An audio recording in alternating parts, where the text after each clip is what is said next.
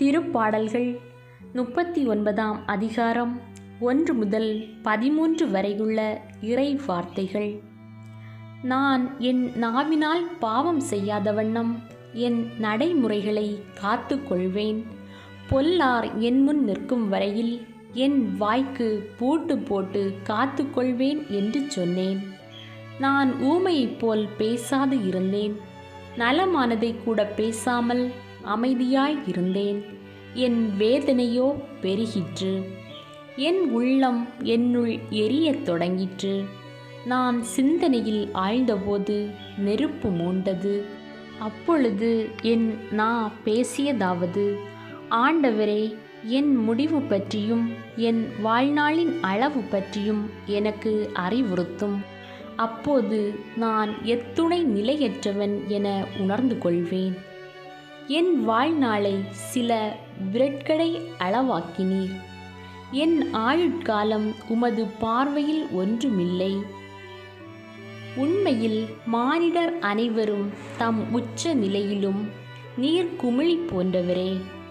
அவர்கள் நிழலைப் போல நடமாடுகின்றனர். அவர்கள் வருந்தி உழைப்பது வீண். அவர்கள் சேமித்து வைக்கின்றனர், ஆனால் அதை அனுபவிப்பது யாரென அறியார். என் தலைவரே, நான் இப்போது எதை எதிர்பார்க்கட்டும்? நான் உம்மையே நம்பியிருக்கிறேன்.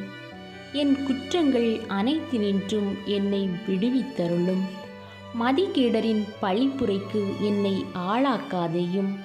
நான் ஊமை போல் ஆனேன், வாய் திறவேன். ஏனெனில் எனக்கு இந்நிலைமையை வருவித்தவர் நீரே.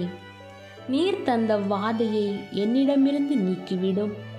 உமது கை அடித்த அடிகளால் நான் அழிவுக்கு ஆளானேன். குற்றத்தின் பொருட்டு நீர் மனிதரை தண்டிக்கும் போது பூச்சி அரிப்பது போல் அவர்களுக்கு விருப்பமானவற்றை நீர் அளிக்கின்றீர். உண்மையில் மானிடர் அனைவரும் நீர் குமிழி போன்றவரே. ஆண்டவரே, என் விண்ணப்பத்தை கேட்டருளும். என்னுடைய மன்றாட்டுக்கு செவி சாய்த்தருளும்.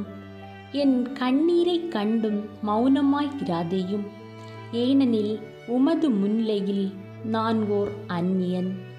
என் மூதாதையர் போன்று நான் ஒரு நாடோடி. நான் பிரிந்து மறையும் முன்பு சற்றே மகிழ்ச்சி அடையும்படி உம் கொடிய பார்வையை என்னிடமிருந்து திருப்பிக் கொள்ளும். இது ஆண்டவரின் அருள்வாக்கு. இறைவா, உமக்கு நன்றி.